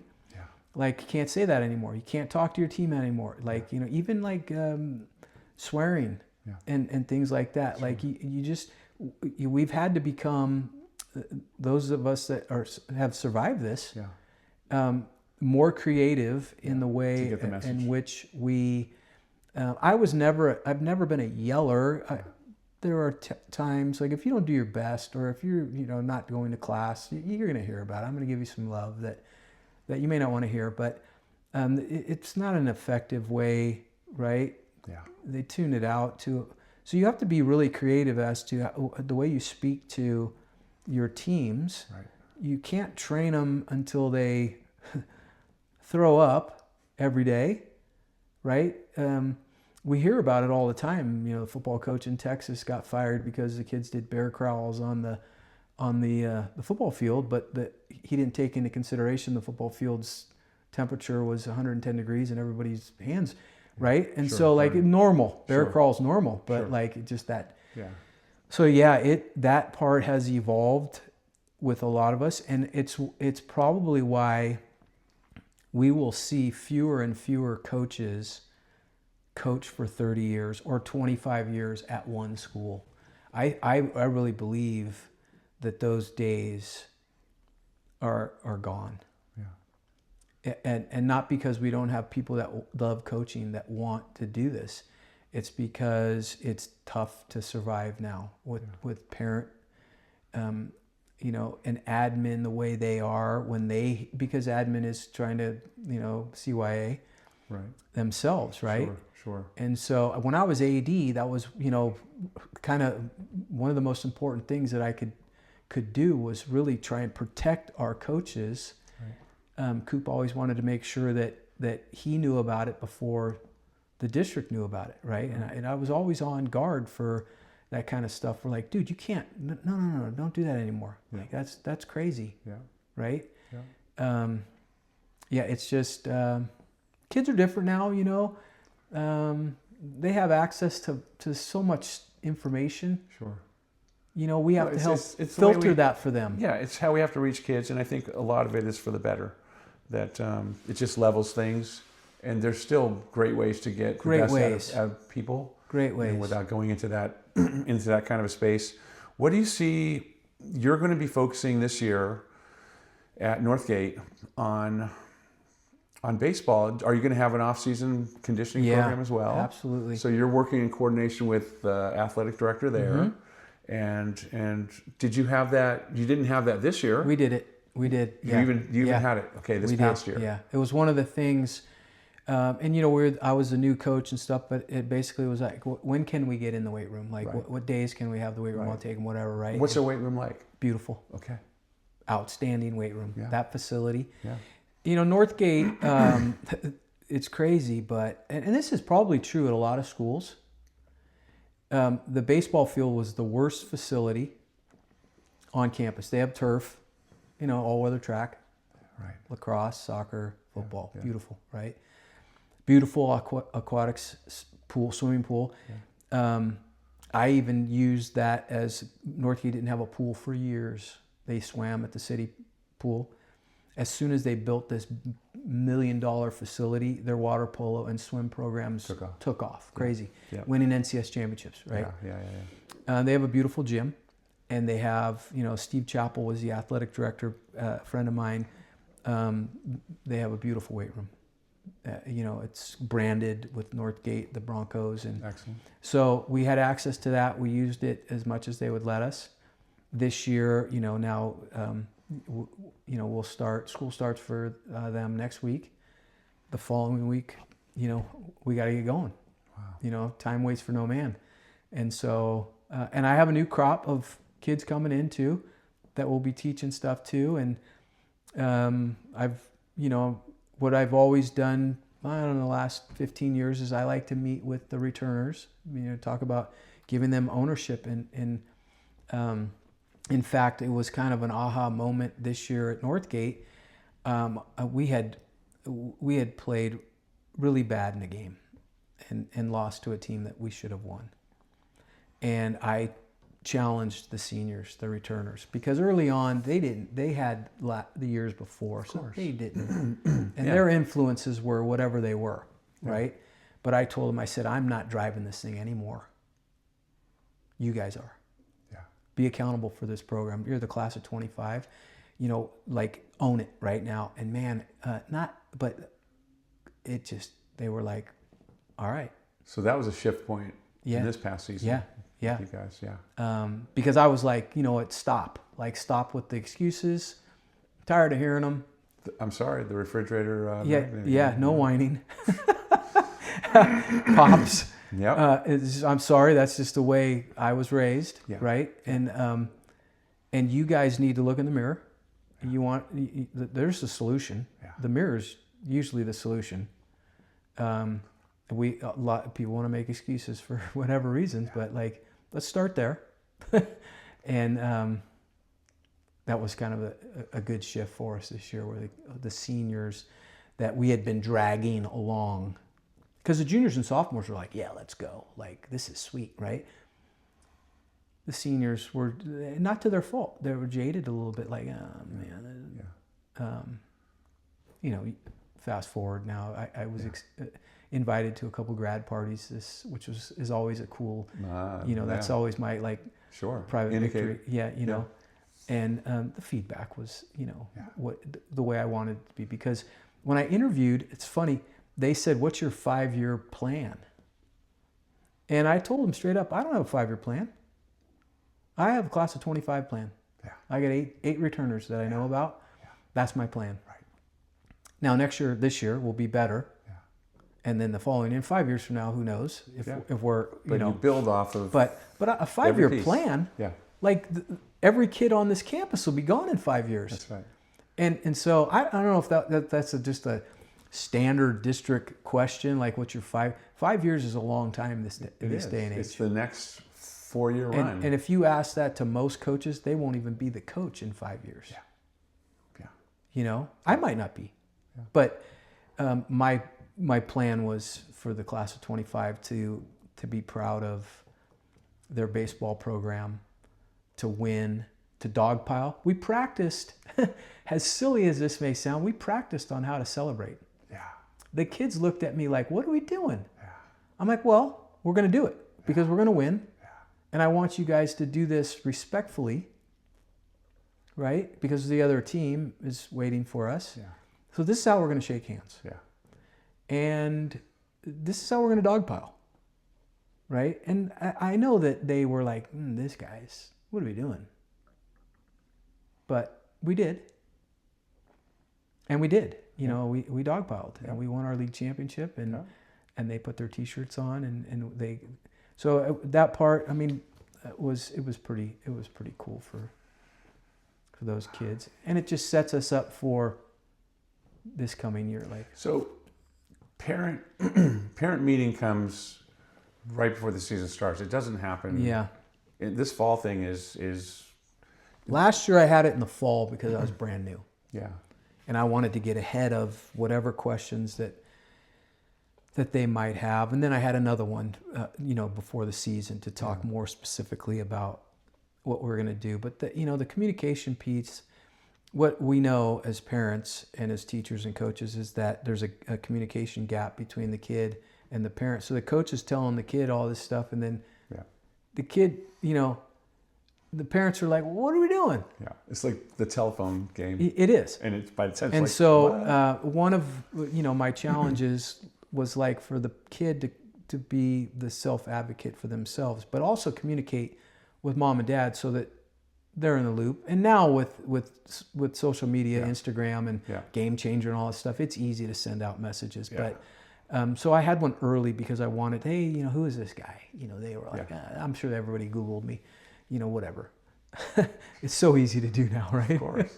I mean, I do it too. Like, it's like, who's this guy? I'm going to Google him. Oh, okay. Yeah. So this year I will just have a meeting with the players, and we'll do more traditional preseason meeting prior to tryouts for the business end of it, and what we're going to look like and what I can expect they can expect from me and I expect from them. Let me ask you on a broad level, is there anything that you really fear in whether it's as a coach or whether in your personal life? Is there something that there's, that you want to share or anything? I don't fear anything professionally.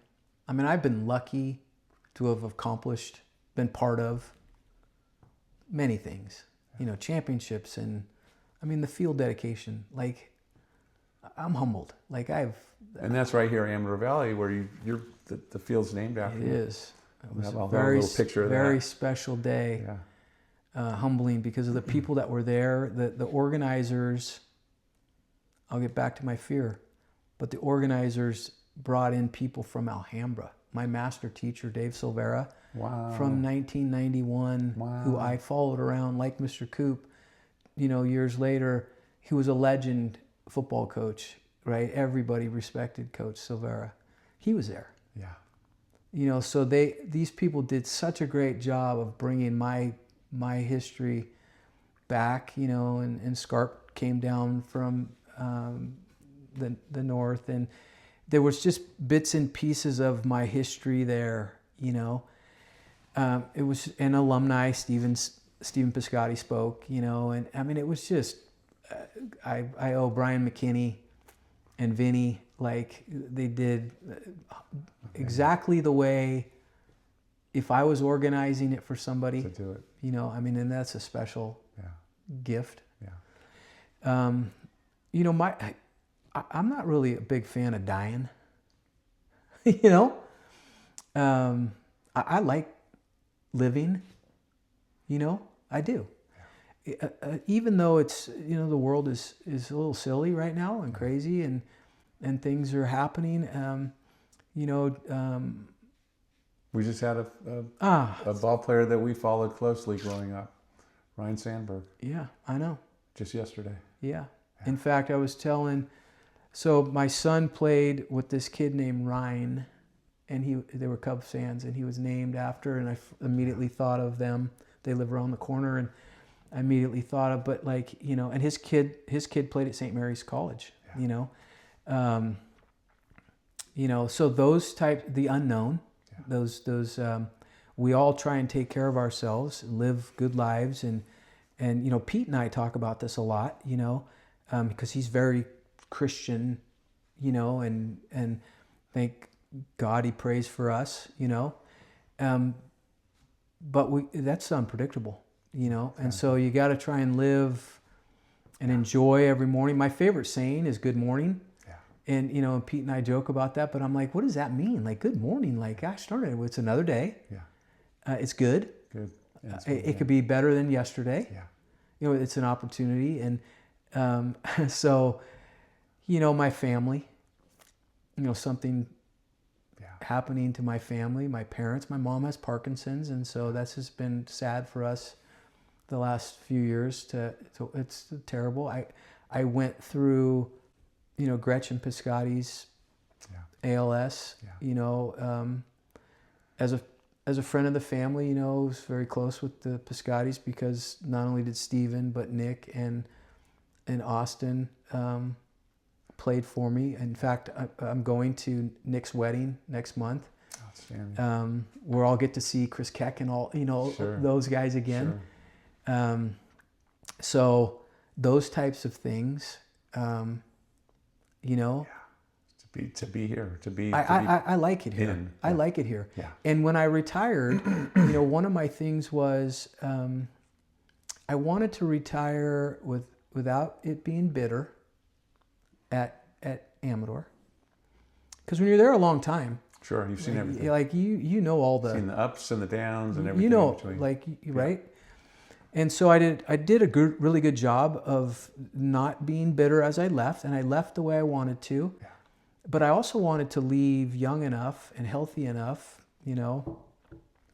where I could still do some stuff, where I could still coach every day, get out there and train with the guys. Yeah. That's a big important thing to me. And I want to have grandkids. Like you were talking about throwing in the backyard. God, I want to do that. Yeah. You know, I do. I want to take my little guys amazing. for bike rides and Yeah. go to Disneyland with them. And you know, so it's like, why am I working out now? I'm working out now so I can walk around Disneyland with my grandkids. That's right.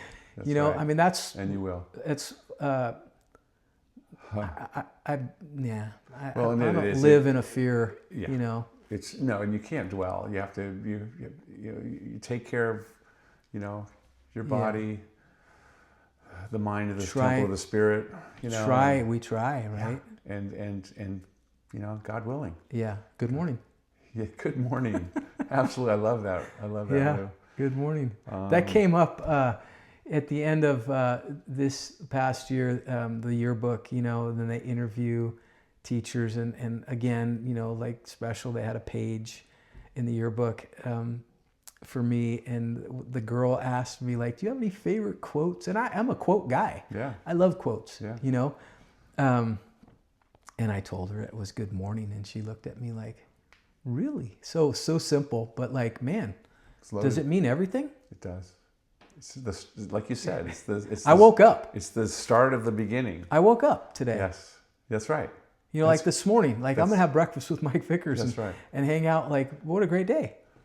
Well, and that's it. It's appreciating the small things, right? It's what Neil did with his lacrosse team and stopped sunset and said, take a look. Yeah. Right? Because there's nothing more important than being in the moment. I know it sounds like a cliche. Yeah. But to impart that with the kids, and they get locked in, and you know, and they're aggressive competing lacrosse. It's that way, and then just I love that. That's so beautiful to just, you know, that image of just check it, right? Yeah. And look at the bigger picture. And it's going by so fast. It does go by fast. It does go holy by fast. cow! I mean, well, we just talked about that NCS championship in 2013. That's 12 years ago. 12 years ago. That's a dozen years ago. I know. And it flies. You know, and these you know, iconic athletes that we watch their entire careers. Yeah. You know. And so many, you know, after '99 when we lost, we were the #1 seed. We lost to Miramani at the Coliseum. I'm like, my thought was, God, I would never get there again. It's stinking hard. Yeah. You know, so then I was at Amador for almost 10 years before that one happened, and then we won it in 13. Yeah. And then we lost in the semis a couple of times, you know, which is a great year because you're literally in 9. We lost. We got walked off in the 9th. What do you remember more? The near makes, or I mean, we went through the Jakey Dronkers 2013, but those ones that are right, and it's this thing you have to work on not replaying it. Yeah. Right. I mean, I remember them all. You know, I have this weird mind where I can remember the 4th inning of, you know, like it's just weird about what I've done as a coach. Yeah. You can literally go back. I can go back, and I can tell you who was on first base, who was the pitcher. That's photographic. You know, and only in that though. Like if you ask me, you know, only in a couple of areas is my memory, but you know, what do I remember? Of course, the championships are incredible, but man, like being invited to a former player's wedding. Yeah, it's huge. You know, and you know, and that's life. I mean, it's just cool because now these kids are married. The other one, you know, because Keck and, you know, those guys that are going to be there, they have kids. Yeah. Yeah. And you remember them when they were like... They were the kid. They were the kid. Yeah. And so like just to be invited to participate, you know, and watch that. And, you know, I was invited, I got to go to Stephen's wedding and you know, there's like 100 people there. And I was so like, I was expecting this to be this, and he's a major leaguer. There's like 100 people there, and I'm like, oh my God, we made the list? How did we make the list? You know, like, those are my trophies. You know, they are. Those are my trophies. Life trophies. Those are my the trophies. Thing of it's making those connections that transcend athletics, and they carry on into their Can lives. I use you for a reference? Yes. I'm applying for a job. Yes. Can I? Of course. Yes. Like, who knows you better? Sure. What you went through. How who knows you better? How you developed. Absolutely. Fundamentals. The championships are great. The awards are great. But man, it's always been like my relationships with my coaches, my players, my bosses, like my parents, my family. Those are the things that are, my wife has supported me through this whole, Katie, what? Because as AD, the hours are relentless. Oh, yeah. And you're responsible for every program. And worked for a guy who wanted to know everything that was happening. Well, if you're not present, then... no, you have to go to those. Yeah, I saw you out there always. All the time. Always. Bill Coop told me when I got the job, there's two people that are the most recognized people on this campus, me and you. Yeah. Be visible. Yeah. Be approachable. And I think I've been, as a coach too, approachable. Like, don't come in the seventh inning to my dugout. Thank you very much. Yeah. But we can chat tomorrow. Yeah. Because I've had those. It was like, dude, what's this guy doing here right now? Right. Like, what are we doing? Yeah. This is not going to end well. Yeah. I've just been. I got to choose the right profession. I owe this to, go back to influences. Mark Earnholt, rest in peace. I was working at Club Sport in San Ramon, Bollinger Canyon, when Bollinger Canyon was a dead end. At 5 a.m. shift, because then I was coaching at Hayward in the afternoon, right? And Holt was this longtime wrestling coach in San Ramon. He would come in there and train like a maniac, right? Yeah. And I got to know him, chit-chatting, and he told me, go get your teaching credential, be a high school teacher and a coach. Because at the time, I wanted to be a college coach. I was coaching college. Right. Man, he was dead on. That was perfect for me. Yeah. Yeah. What about, tell me this, one other piece here I want to cover is bullseye archery. Yeah. And this is something that, again, going back to those meetings we had, and I remember you guys would bring up Brent Miller. Yeah. Another PE teacher in Pleasanton, and you guys would be talking about, and Tony would talk about, he's, and he's doing some big game hunting and so forth, and then, I'm trying to connect with you to get this conversation going, and you're telling me that you're helping run a camp, and I'm assuming it's a baseball camp, and then you tell me it's an archery camp. So tell me more. This is fascinating. So you've been doing this for how many years? 17. Oh my So God. Brent was he got hired at Valley View Elementary School in Pleasanton, and Rich Papioni was the director of HR or whatever. He called me and said, "Hey, I just hired this young guy. He's got a baseball background." Yeah. So always looking for coaches, right? So I called him. I didn't know him. Called him, and we chatted, and I brought him on board as an assistant coach. He worked a couple of years with Tony Schuler on the JVs, and then brought him up to the varsity. He was there, 08, 9, whatever, 7, 8, 9. And we were doing summer baseball camps, fundraiser, trying to make a buck, as teachers, instead of teaching summer school, whatever. And he goes, we should try an archery camp. Because he had a background. His background, Gotcha. he born and raised up north, avid hunter. Yeah. And that's what he grew up. He was also, he was drafted by the A's. He was a great college baseball player too. But all-around athlete. And so he said, we should try this archery camp, right? I've got the archery equipment. And so I'm like, well, let's give it a go. Yeah. Well, the rest is history, because we don't do baseball camps anymore in the summer. We do 6-7 weeks of archery camps in 3 different cities. Yeah.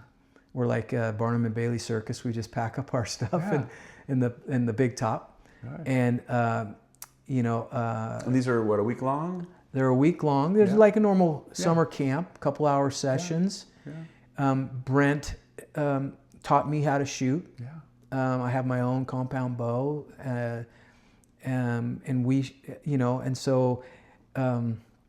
Get back to the ready, fire, aim. Yes. What I know about myself as an archer, right, is I may be more instinctual aiming versus point on, which is the two styles that Brent teaches to the kids about aiming, right? And, you know, it's just that archery thing with everything else, being able to concentrate, being able to focus. It ties into like being an athlete. Yeah. In the circle. In the circle. Circle of excellence. Yeah, right yeah. there. Get in the circle, stay in the circle. Yeah. So yeah, that's what it's just a great. I mean, no, who's teaching archery? Oh, exactly. I mean, and he's, you know, Brent travels the country. You know, he goes to Alaska and flies in those little planes, and they drop him off, and we'll see you in a week. You know, and wilderness. Yeah, I mean, that's what he does. In Alaska. There's with wherever with different grizzlies. places. Yeah. So Wow. there's a hunting. I'm not a hunter. Yeah. You know, I'll shoot targets. Yeah. But there's a hunting thing where they try and get one of each type of animal. Sure. I don't know what it's called. Okay. I don't remember what it's called. Yeah. So, you know, you get it's like winning the Triple Crown in baseball or whatever, you know, Grand Slam. And yeah, caribou. so you've got, you know, this animal in Alaska, you've got this animal in Montana, you got this animal in Idaho, you got this animal in Arizona. Yeah. So this year he is headed for one of those species that he's never, some sort of deer with like funny. Yeah, that's the archery thing. And that's his thing. And it's great. So you're like a fisherman that just catch and release. Yeah. Right? Yeah. I mean, you know, what I know about hunting, it's a very expensive hobby. It's not cheap because the tag is X dollars. Right. Then, I mean, we're not doing it in Pleasanton. Yeah. So you're traveling. You're traveling. Yeah. And then the time. And the time. And the environment. And the equipment. Yeah. Like, you got to have all the good stuff. Yeah. And then when you get the trophy, you have to dress it. Like, that costs money. Yes. I remember when he went to Alaska, then he had to have the trophy like shipped back, which is another, you know, the taxidermy, whatever. They measure it to see if it's official, and then. Well, that's why he has these summer camps. It's all good. Yeah, though. it is good. So what I noticed, I went out there last week and I noticed there was one student in particular that you had told me that the student had been struggling. Yeah. All week and not hitting, everything was hitting the ground. And it's about 20 some odd feet away, and about 7 years old. And then all of a sudden I looked, and you were working with this student and made a slight adjustment, and then all of a sudden that arrow went right onto the target. The target. And the look on that student's face was just an incredible smile. Success. Right? Yeah. You know, to catch that, and it transcends. So the archery being a sport, you know, the same way that, fielding a ground ball, learning to field as a, you know, everything hitting a ball off a tee, all those things, all those markers, and trust me, when you're a grandfather, you're gonna love that because you'll be teaching them again. I can't wait. In that space. I can't wait. We'll talk to your kids. You can talk directly to your kids right now. You know? I can't wait. Lou, I think this has been an outstanding show, and I have some ideas. I know I want to get you and Peter together, and Peter's remote. He's up at the High Sierra, and maybe we can recreate some of that let's do it. Whiteboard. Let's do it. You know, and we can get Rich Cortez in, as a guest appearance. We can get these guys to come in. We could talk all day about and we can pick it up. It could be a monthly or something that we just do once a month, and it's chalkboard time, you know, or whiteboard time. Yeah, whiteboard time. Lou Cesario. Awesome. Thank you. Outstanding. Appreciate it. Let me just finish up here real quick and tell everybody out there at home, until next time, Uncommon Talks with Michael A. Vickers. We'll see you. Bye-bye. We're it. It's awesome. You got it, buddy. Sweet.